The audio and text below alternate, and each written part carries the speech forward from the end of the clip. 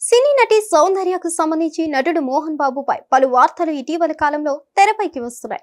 ఆ వార్తలపై క్లారిటీ ఇచ్చారు సౌందర్య భర్త రఘు.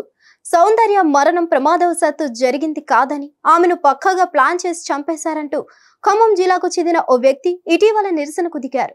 మోహన్ బాబుపై సంచలన ఆరోపణలు చేశారు. దీనికి సంబంధించి ఫిర్యాదు కూడా చేశారు. హైదరాబాద్ జల్పల్లిలో ఉన్న ఫామ్ హౌస్ ని కూడా తన అదుపులో ఉంచుకొని మోహన్ బాబు అనుభవిస్తున్నారని ఫిర్యాదులో పేర్కొన్నారు. ఈ నేపథ్యంలో సౌందర్య భర్త రఘు స్పందించారు. సోషల్ మీడియాలో వస్తున్న వార్తలపై క్లారిటీ ఇచ్చారు. హైదరాబాద్ లోని ఒక ప్రాపర్టీ గురించి మోహన్ బాబు పేరును అనవసరంగా ప్రస్తావిస్తున్నారని రఘు చెప్పారు. ఆ వార్తలన్నీ అవాస్తవాలేనని అన్నారు. తన భార్య సౌందర్య ఆస్తులను మోహన్ బాబు చట్టవిరుద్ధంగా స్వాధీనం చేసుకోలేదని చెప్పారు. మోహన్ బాబుకు తమకు మధ్య ఎలాంటి ఆస్తి లావాదేవీలు లేవని అన్నారు.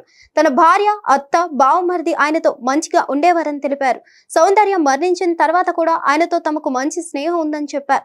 మోహన్ బాబుపై అసత్య వార్తలు వస్తున్న నేపథ్యంలోనే తాను అసలు విషయాలు ఏమిటో చెప్పాలనుకున్నానని తెలిపారు. ఇలాంటి తప్పుడు కథనాలకు ప్రచురించవద్దని కోరారు. సాఫ్ట్వేర్ ఇంజనీర్ గా పనిచేస్తున్న రఘును 2003లో సౌందర్య పెళ్లి చేసుకున్నారు. 2004లో హెలికాప్టర్ ప్రమాదంలో ఆమె దుర్మరణం చెందారు.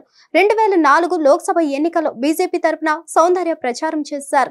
ఎన్నికల ప్రచారం కోసం బెంగళూరు నుంచి కరీంనగర్ కు బయలుదేరిన వెంటనే హెలికాప్టర్ క్రాష్ అయింది. ఈ ప్రమాదంలో ఆమె సజీవ దహనం అయ్యారు.